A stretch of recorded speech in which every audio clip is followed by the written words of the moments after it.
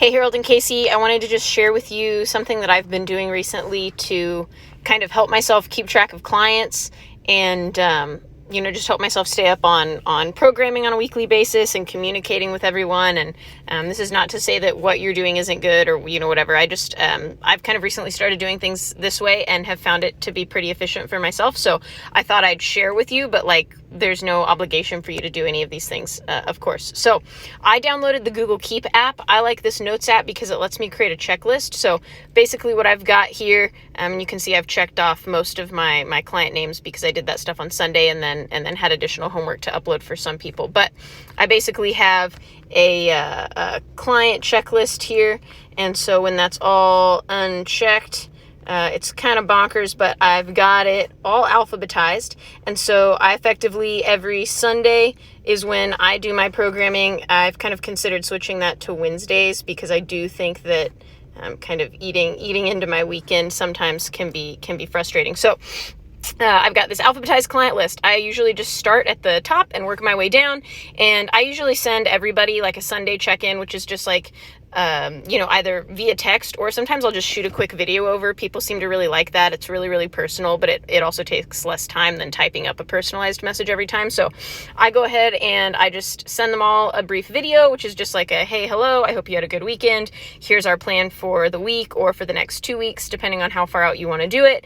And then I'll check them off down the list as I've sent that video and after I've completed their programming for the week or for the next cycle as needed. So I go ahead and send all those out, check through all of them. Of course, Unbreakable offers remote programming subscription options, so I update those every week as well. So I go ahead and update those there. And then at the bottom of my list, I put down anything that's a to-do for later in the week. So anybody that I need to email, anything I need to follow up with, or anybody's stuff if they had questions and need modifications, then I go from there. So after that, then as I move through my checklist, I also go to my Google Sheets, and I don't use the same clock-in sheet that you guys do for my clients that I have at home. I have individual files for everyone since I'm the only one having to look at it. So I go ahead and as I update their programming, everybody's financial exists within their regular sheet. So what this looks like here is I've got this client's programming is all lined up, right? Like here's their Monday homework, Wednesday homework, Friday homework.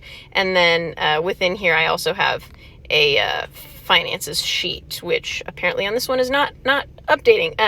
So I'm going to have to look into that. But generally speaking, there's a finances sheet here. And so that's just where I keep my client logs. And so I kind of do that all at once. I update their programming, I communicate with them, and then I check on their financial situation, kind of like all cumulatively. We do also offer the Mypthub app. So some of my clients have programming in Spreadsheets. Some clients have programming in this app. If you are already using an app, of course, you could do that yourself.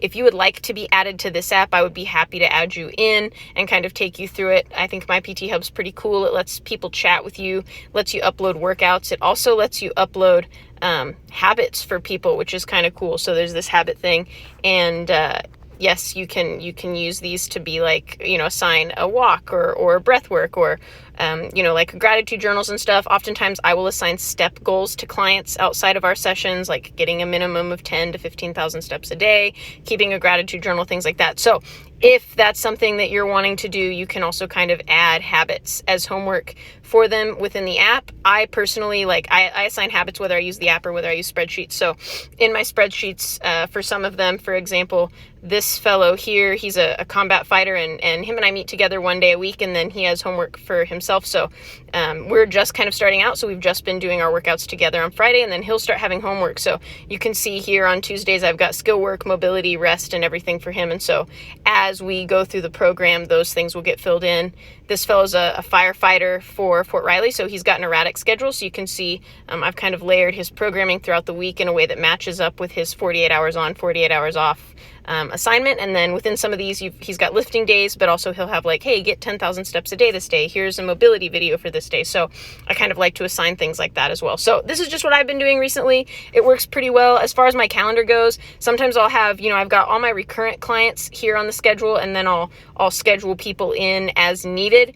And then this lets me kind of toggle on. I can see what's going on at Orange Sky relative to my current client load. This will help me as I schedule new people throughout the week. make sure that I'm not overlapping. The other thing here is you'll notice I've got like one of these events, this Monday event here, I've got her shaded in like the salmon color, right? And so that is a note to myself that that woman canceled within 24 hours and I'm going to go ahead and charge her for that cancellation. So sometimes when people cancel within 24 hours and I want to charge them, in the past, if I would delete them off my schedule, then I would lose track of that and I would fail to charge them for it. And so I was kind of like losing cash that way. And so if you do want to charge somebody for a missed session so that you can get paid, I started color coding them, and that way I can look back and say like, oh yes, when I'm updating her file on Sundays, I can put that date in as a date that she was billed for. And so I see it on my calendar, but when I'm looking throughout the day, I know that like, oh, that's in pink. I don't actually have to do that thing. So this is what I've been doing. Let me know if you like it, if you don't like it, or